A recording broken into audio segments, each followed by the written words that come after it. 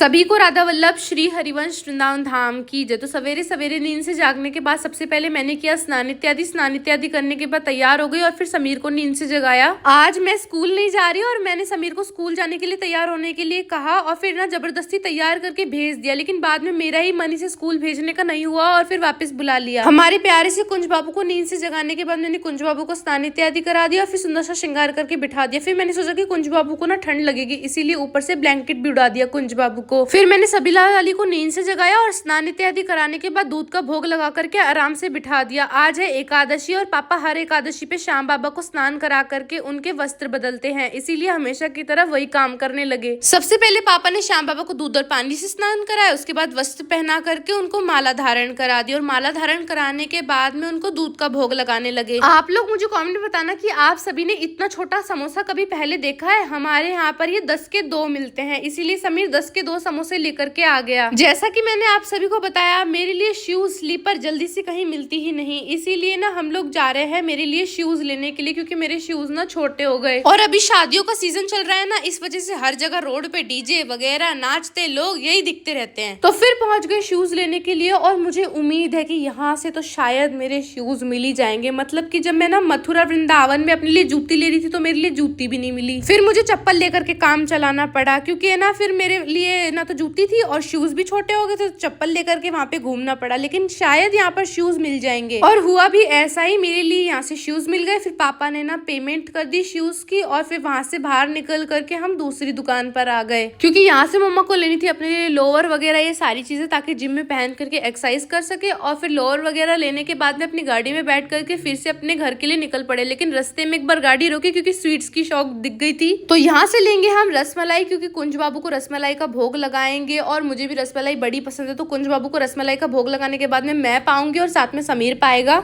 सबसे पहले रसमलाई का भोग मैंने कुंज लाला को लगाया और फिर मैंने और समीर ने रसमलाई पाई। जैसा कि मैंने आप सभी को बताया था कि दोनों दीदी गई थी गांव और जैसे ही वो गांव से वापस आई तो अपने गांव से लेकर के आई हैं 2 लड्डू गोपाल। तो एक की आंख नहीं थी और दूसरे लड्डू गोपाल का हाथ नहीं था। अगर आप लोग जानना चाहते हो कि मैंने लड्डू गोपाल का हाथ कैसे बनाया और श्रृंगार कैसे किया, तो आपको शॉर्ट वीडियो का इंतजार करना होगा। शॉर्ट वीडियो बिल्कुल भी स्किप मत करना। तो हम पूरी फैमिली आराम से बैठ करके बातें कर रहे थे कि तभी पापा को याद आया कि हमने दीदी से गांव से मंगवाया था गुड़, और गुड़ इतना टेस्टी था ना कि मैंने दूध गर्म किया और पूरी फैमिली के लिए दूध रेडी कर दिया ताकि गुड़ के साथ दूध खा सके। और फिर मैंने कुंज बाबू को दूध का भोग लगाया, लड्डू माधव को, हमारी प्यारी सी लाडली को, और जो 2 नए लड्डू गोपाल आए थे ना जिनका मैंने श्रृंगार किया था उन्हें भी दूध का भोग लगा दिया। लाल अली के हाथ पैर दबा करके करा दिया शयन। अगर आपको हमारे आज की वीडियो अच्छी लगी है तो चैनल को सब्सक्राइब कर देना, सब्सक्राइब के साथ साथ शेयर भी कर देना। मिलते हैं अगली वीडियो में, तब तक के लिए राधे राधे।